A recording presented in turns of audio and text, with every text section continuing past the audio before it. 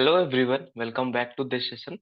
तो हमने last session में बिट मैनिपुलेशन के क्वेश्चंस करे थे। इसमें हमने चेक करा था एक given number power of two है कि नहीं विथ यूजिंग बिट मैनिपुलेशन।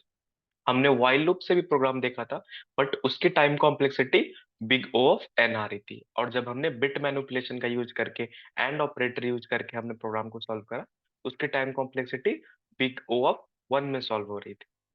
अब इस सेशन में हम लोग कुछ और प्रॉब्लम को डिस्कस करेंगे बिट मैनिपुलेशन के ऊपर। इसमें हमने और एंड एक्सॉर ये जो हमने लॉजिक टेबल्स हमने पढ़े ऑपरेटर्स, उसकी हेल्प से हम ये क्वेश्चन सॉल्व करेंगे। फर्स्ट क्वेश्चन है हमारा, check the given number is even और odd without using arithmetic operator. अब हमें चेक करना है एक गिवन नंबर वो ऑड है या इवन है, इसको चेक करना है। बट इसमें हमें कोई भी अर्थमेटिक ऑपरेटर का यूज नहीं करना है। जैसे इसमें कोई भी हम मल्टीप्लिकेशन, डिवीजन, एडिशन, सब्ट्रैक्शन या मॉडुलस का इस्तेमाल नहीं कर सकते। तो हम इसको कैसे सॉल्व करें यूजिंग बिट मैनिपुलेशन, इसको देखते हैं।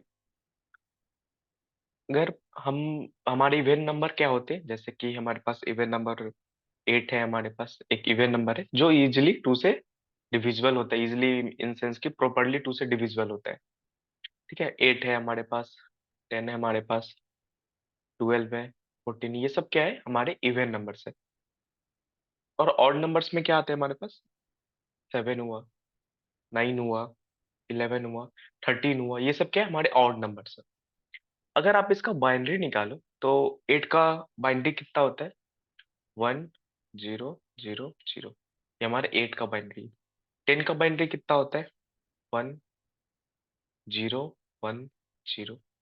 12 का बाइनरी कितना होता है, 8 4 0 0।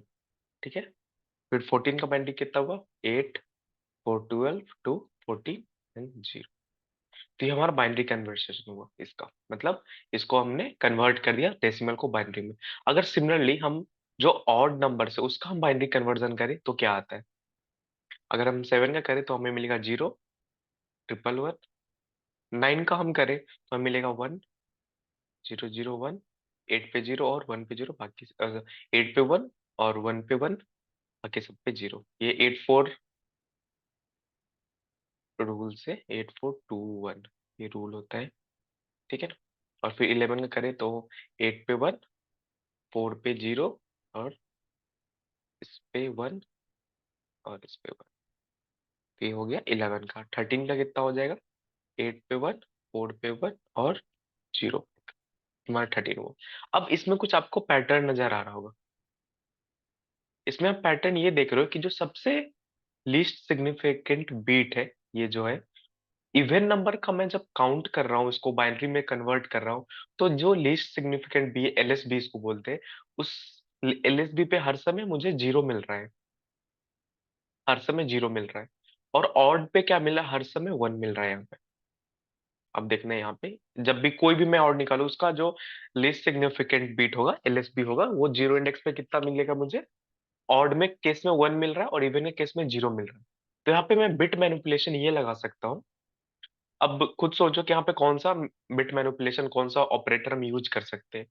देखो यहाँ पे अगर 0 है, अगर मैं इसको 1 के साथ मैं एंड ऑपरेटर कर दूं, 1 कितना होता है 1, और ये तो सारी 0 रहते हैं। अगर मैं इसके साथ एंड ऑपरेटर यहाँ पे लगाता हूँ, तो ये जो इसका जो अगर मैं एंड करूंगा तो 0 1 कितना होता है, हर समय कितना होगा, 0।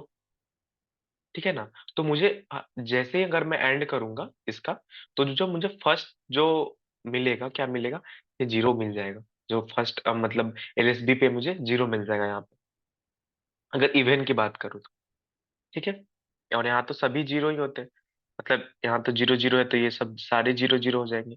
मतलब मुझे क्या मिल गया, पूरा टोटल 0। अगर मैं यहाँ पे 1 के साथ अगर इसका मैं एंड कर दूं, 12 का केस ले लेते हैं। 12 में क्या था, 1 1 0 0। अब मैं 1 के साथ इसका एंड करता हूँ, 1 0 0 0। तो लास्ट में मुझे क्या मिल जाएगा, सब 0 मिल जाएंगे। अगर मैं एंड कर रहा हूँ किसी का भी, मैं 1 के साथ एंड कर दूंगा इवन नंबर का, ठीक है ना, तो मुझे 0 मिल जाएगा। सेम इसमें करता हूँ, अगर मैं यहाँ पे करता हूँ, जैसे यहाँ पे 0 1 1 1 था, अगर मैं यहाँ पे एंड लगाऊं तो मुझे लास्ट में 1 यहाँ पे मिल जाएगा। मतलब वन वन का एंड वन होगा, बाकी हमारे जीरो मिलेंगे वन, लेकिन यहाँ पे मुझे हर समय वन मिलेगा। ठीक है। अब इस पे हम क्या कंडीशन लगा सकते हैं? इस पे हम कंडीशन ये लगा सकते हैं कि कोई हमारा नंबर गिवन है n, हमारा नंबर गिवन है n, अगर मैं एंड कर रहा हूँ वन से एंड कर रहा हूँ, अगर वो नॉट इक्वल टू जीरो हो रहा है, नॉट इक्वल टू जीरो हो रहा है, मतलब वो ऑड नंबर है। ठीक है ना? अगर वो जीरो हो जा रहा है, प्रॉपरली पूरा जीरो हो जा रहा है, तो वो कौन सा है? Even number. If this condition, तो मैं कर दूंगा वो ऑड नंबर है, अगर नहीं तो वो इवन नंबर है। अब इसको मैं प्रोग्राम पे भी आपको रन करके दिखा देता हूँ। ये हमारा लास्ट प्रोग्राम था जहाँ पे हमने क्या चेक करा था? पावर ऑफ टू चेक कर रहे थे। अब इसी प्रोग्राम में मैं क्या करता हूँ, यहाँ पे मैं बस एंड कर दूंगा वन के साथ, और यहाँ से इसको हटा देता हूँ। एंड करूंगा वन के साथ, चेक करूंगा ये नॉट इक्वल टू अगर जीरो हो जाएगा, इसको ब्रैकेट में ले लेता हूँ। ठीक है। तो मैं यहाँ पे प्रिंट कर दूंगा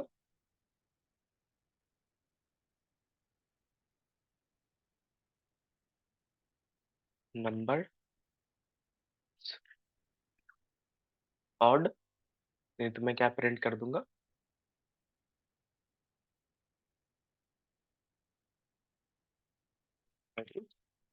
इवन।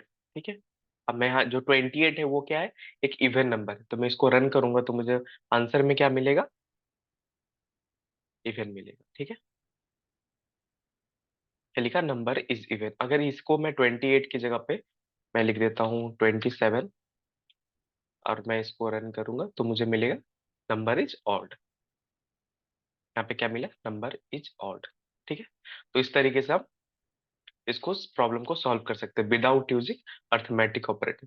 अर्थमेटिक ऑपरेटर क्या, आप मॉडुलो सीधा सिंपली भी कर सकते थे कि टू मॉडुलो, मतलब जो नंबर है उसको मॉडुलो करके अगर इक्वल्स टू जीरो है तो इवन है, वरना ये ऑड नंबर है। बट ऐसा क्वेश्चन देते हैं आपको चेक करने के लिए कि आपको कितना नॉलेज है बिट मैनिपुलेशन सबका। ठीक है। नेक्स्ट क्वेश्चन है हमारा, find the element that appear only once in array. अब इसको कैसे सॉल्व करें? इसको पहले समझते ही बोलना क्या चाह रहे हैं प्रॉब्लम।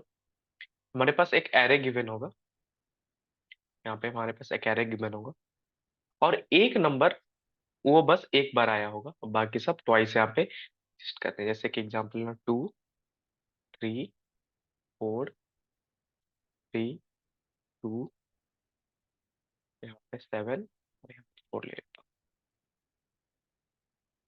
ठीक है।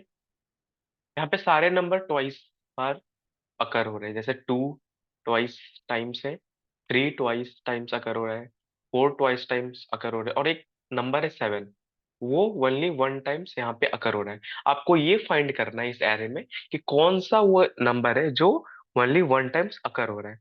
तो हम कैसे निकालेंगे इसका? ब्रूट फोर्स अप्रोच ये है कि आप दो लूप लगाओ इस पे, आप फर्स्ट लूप लगाओ इस पे, फिर उस पर्टिकुलर एक इंडेक्स को चेक करो कितनी टाइम्स वो अकर हो रहा है। ठीक है। तो ये एक तरीका है, बट उसमें आपकी टाइम कॉम्प्लेक्सिटी कितनी जाएगी? Big O of n square, ये आपकी टाइम कॉम्प्लेक्सिटी रहने वाली। बट इसको हम सॉल्व कर सकते हैं simply big O of n में सॉल्व कर सकते हैं, बिग O ऑफ एन में सॉल्व कर सकते हैं। ठीक है। और यहाँ पे आपको एक एक्स्ट्रा स्पेस का भी जरूरत लेना पड़ेगा, यहाँ पे आपको एक एक्स्ट्रा स्पेस भी लगेगा, तो यहाँ पे आपकी स्पेस कॉम्प्लेक्सिटी भी क्या एन हो जाएगी। ठीक है ना? बट इस केस में अगर हमको इंटरव्यूअर बोल दे आपको एक्स्ट्रा स्पेस की जरूरत नहीं है, आप तो मुझे एक्स्ट्रा स्पेस नहीं लेना है, और स्पेस O ऑफ वन में ही इसको सॉल्व करना है, और मेरी time complexity big O of n solve रहेगी। तो हम कैसे इसको सॉल्व करेंगे? इसमें आप बिट मैनिपुलेशन एक्सॉर ऑपरेटर का आप यूज कर सकते हो। इस एक्सॉर ऑपरेटर में क्या है पढ़ा था हमने कि अगर हमारा जो इनपुट्स है सेम इनपुट्स रहता है तो वो उसका आउटपुट क्या होता है? जीरो। अगर डिफरेंट इनपुट रहते हैं, यहाँ पे वन जीरो, यहाँ पे, तो इसका आउटपुट होता है वन, और यहाँ पे वन वन सेम अगर रहेंगे तो इसका आउटपुट जीरो होता है। ठीक है। तो हम ये कर सकते हैं कि अगर कोई नंबर के साथ उसका एक्सॉर करे तो वो मुझे कितना मिलता है? जीरो। ठीक है, किसी नंबर के साथ किसी के साथ मल्टीप्लीकेशन कर दे तो हमें कितना मिलेगा, 0 मिलता है। तो ये हम यहाँ पे लगा सकते हैं, अगर इस नंबर के को सिमिलरली अगर यहाँ पे कर दूं, जैसे मैं 2 × 3 × 4 × 2 × 2 × 7, 3 × 2 7 × 4 ये करूं, बट ये सिंपल यहाँ पे मल्टीप्लीकेशन ना करके मैं एक्सॉर करूं सबको सबके साथ, क्योंकि आपको पता है अगर 2 यहाँ रहे या फिर यहाँ पे रहे या फिर कहीं भी रहे मल्टीप्लीकेशन, तो आंसर मेरा सेम ही आने वाला है किसी कंडीशन में। ये क्योंकि यहाँ पे सीक्वेंस मैटर नहीं करता है, तो मैं यहाँ पे क्या कर सकता हूँ कि एक्सॉर सब पे लगा दूं, एक्सॉर एक्सॉर। तो जो क्या होगा, 2 × 2 वाला पार्ट होगा वो आपस में कट जाएंगे और 0 आ जाएंगे। 3 × 3 कट के यहाँ पे 0 हो जाएंगे, मतलब इसका जब हम एक्सॉर करेंगे 3 × 3 4 यहाँ पे हमें 0 हो जाएगा, और लास्ट में मुझे कितना मिल जाएगा, 7। मतलब 0 और किसी के उसके साथ अगर हम किसी का एक्सॉर करें तो सेम नंबर ही मुझे मिल जाता है, जैसे यहाँ पे हो रहा था। 0 को किसी के साथ एक्सॉर करो दूसरे नंबर के साथ तो सेम नंबर मिल जाता है। तो यहाँ तो सब 0 हो जाएंगे, 2 से 2 0 हो जाएगा, फिर 3 से 3 0 हो जाएगा, 4 से 4 0 हो जाएगा, अब बच जाएगा हमारा 7। तो अगर इसको हम एक्सॉर करेंगे इसके साथ तो सीधे मुझे 7 मिल जाएगा। अब 7 क्या है, यूनिक नंबर है, तो मुझे यूनिक मिल गया। ठीक है, कुछ इस तरीके से हम एक्सॉर ऑपरेटर के यूज करके इस प्रॉब्लम को सॉल्व कर सकते हैं। अब इसको अपने इंटेलिजे पे सॉल्व करके देखते हैं। सिंपली हम एक क्या करेंगे, एक लूप चलाते हैं। जैसे हमें एक एरे डिफाइन कर लेते हैं इन टाइप का, उसका नाम दे देता हूँ एरे। यहाँ पे मैं डिफाइन कर देता हूँ 2 3 4, हमारा 3 फिर 2 फिर 7 फिर हमारा एक पे छूट गया बीच का नंबर।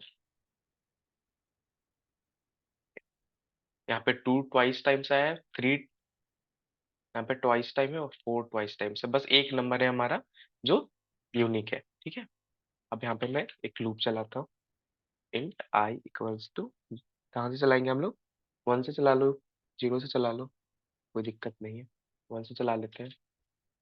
और इसमें आई इज लेस देन, आप एरे डॉट लेंथ कर लो, उसके बाद आई प्लस प्लस कर लो, और सिंपली क्या करना है हमें, एक मैं वेरिएबल ले लेता हूँ टेम्प्ट का, इंट टेम्प्ट, और उसमें मैं डाल देता हूँ अपना का zero। तो अभी टेम्प्ट में हमारा 2 है, और उसी को जिस सिंपली क्या करेंगे, मल्टीप्लाई कर देंगे सब, एक्सॉर कर देंगे, मतलब टेम्प्ट टेम्प्ट टेम्प्ट एक्सॉर, क्या कर देंगे हम यहाँ पे एरे ऑफ 1। ठीक है, लास्ट में हम क्या करते हैं, इस आउट प्रिंट कर देते हैं लास्ट में, जो यूनिक है उस इस टेम्प्ट में आ जाए। इसे रन करता हूँ, यहाँ पे यूनिक क्या था, 2 तो यूनिक नहीं था हमारा, कुछ गलत हुआ है शायद, मे बी यहाँ पे 1 मैंने लिख दिया, यहाँ पे आई लिख रहा था। अब मैं इसे रन कर, यहाँ पे 7 हमारा यूनिक था, तो 7 प्रिंट होके आ गया। ठीक है, तो कुछ इस तरीके से हम बिट मैनिपुलेशन का यूज करके इस प्रॉब्लम को सॉल्व कर सकते हैं।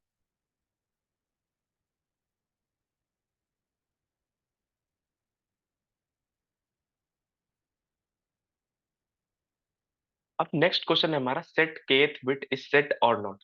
अब इसको हेल्प में लेने के लिए हमें कुछ left shift operator, right shift operator क्या होता है इसको देखना पड़ेगा। तो इसको हम नेक्स्ट क्लास में डिस्कस करेंगे, और देन इस दो प्रॉब्लम को भी डिस्कस करेंगे। तो मिलते हैं अगले सेशन में, तब तक के लिए बाय, थैंक यू।